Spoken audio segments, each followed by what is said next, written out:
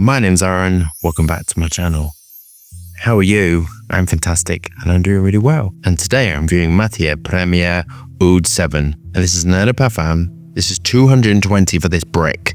So the base notes, I don't like this. I'm going to read it the other way around because it throws me. The reason why I like the top, middle and base is that's how you perceive it. So Egyptian violet leaf absolute. I have never worked with violet leaf.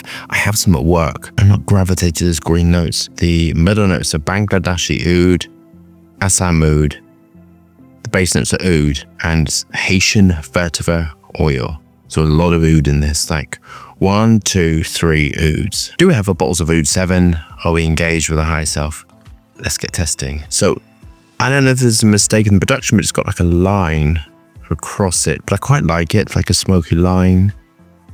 This has been filtered, so whoever's producing this has been very professional. What are we expecting? I have no idea. Something obviously oudy, vetiver, Haitian vetiver. The color would be patchouli. I have no idea outside of that. Let's have a look at the atomizer. Standard. Okay, let's buy the fragrance. Oh, it's better when you spray it actually than direct for some reason. So what you get immediately is the vetiver and patchouli. This is a patchouli and vetiver dominant fragrance. Bit of lemon to make it spiky. Herbaceous, green. I think it's very nice, but I think it is one of those things that I think you like it or you don't. Reminds me slightly, but not of the Oud for Greatness. That sort of ballpark. And there's high amounts of oak moss raw materials, which can be used as a fixative and also gives you a sensual dark nature to it. Quite tricky raw material to work with when you first get your head around it. It's quite strong. Using some of my most favorite raw materials, I'm going to classify them as sort of ambergris, amber, animalistic note. And some people detect them as quite like sulfuric acid or really don't like them. And this is one of the things where either you like these raw materials or you don't like them at all. And I was speaking to a perfumer who hates them. And these raw materials are like limonol, amber max, all these sort of stuff. People either really like or don't, and he didn't like them at all. And I thought it was really funny because he was like, oh, I don't like them at all. And then the raw materials that he liked, I was like, oh, I don't like some of them. And I thought that was hilarious that we were same career path and completely opposite in the choice of raw materials, and we reacted in the same way. It was really funny actually. He was sort of saying, oh, I don't like them, and I was like, oh, I don't like them. But anyway, back to the fragrance. It has a gorgeous lightness to it, and it has gorgeous volume to it, but it has substantial thick nature to it. And the thickness is down to the choice of raw materials. So within this fragrance, there's a lot of powders because raw materials that are thick have a thick viscosity, tend to give you a thicker fragrance. Patchouli, vetiver, galaxolide gives you thickness in a formula. Generally, that's kind of the thing about it. I would say this is a masterclass of how to use ambergris raw materials. I love these type of raw materials actually. This has been sweetened with ether maltol whipping for the base. Ambroxan, amber, vetiver, gaiac wood, patchouli. This is quite an animalistic beast. And I think if you don't like all these heavy duty animalistic fragrances, you're going to hate this, but I love it. I can appreciate everything actually. Some people have sort of mentioned to me that I only like dark and this, that, and the other.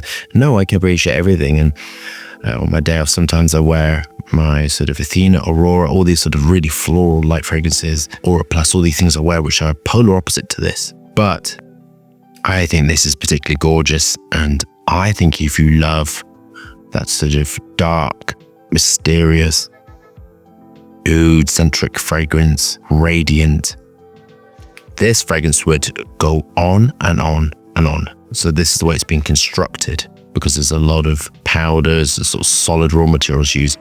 When this goes into your skin, it's going to like do that expansive nature. So this is quite a sweaty fragrance, which means that it's got the hotter you get, the sort of more it vibrates off. Very sensual, very dark. Onto my final thoughts.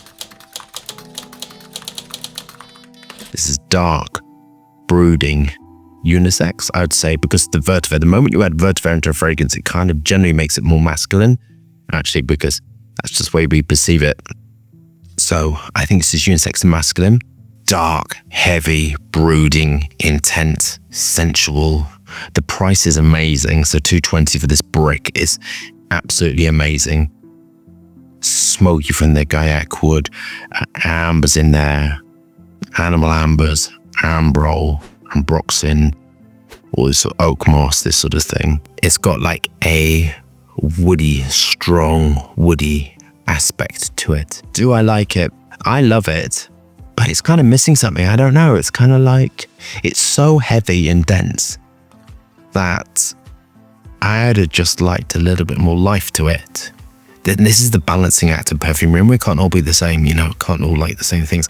But I would have just liked a bit more of a top note. For me, you are going into the middle and base notes, and the fragrances which are middle and base notes tend to have this very intense latching onto the skin and sort of radiating off.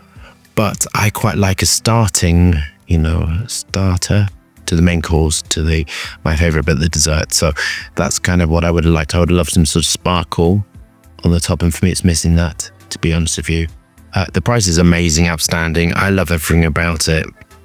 I think it's great. It's a heavy brick of a fragrance. If you love those sort of heavy, intense, animalistic ouds, then you'll absolutely love this. If you love oud for greatness and you're looking for something completely different, but in that ballpark, but stronger, then I think this is for you. Autumn, winter, colder months. This is an activity for night. This is, you know, you wear this in the day. I would love fragrances like this, so I'd wear it in the day, you see. But it's definitely not going to the beach, and it's definitely not going to the gym. It's definitely not that sort of stuff. I'm going to mark it a 9.5 out of 10. I really, really like it.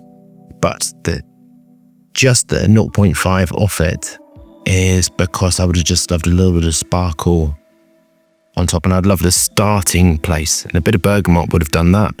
A bit of bergamot, a bit of something else. So I kind of would have loved that in just a start, and it kind of would have been perfect. But it's not a criticism at all. I think it's a really beautifully constructed fragrance. It's just kind of where my mind goes. It just would love that little bit of a starting effervescence to it, and then get into the story, because it's kind of, you're straight in there. I would not blind buy this. I would try it. I would go and try this, but it's really gorgeous if you love ouds and you love sort of oud for greatness, the smokiness and darkness and sensuality, all of this. I mean, I kind of think I can recommend it. I love it, but I would have just loved a little bit of bergamot in the top to give it a sparkle on the top. So we love that review. Thumbs up and subscribe for fascinating, interesting content, lots of moving hands, and lots of fragrance views. Hope staying safe and well. See you soon.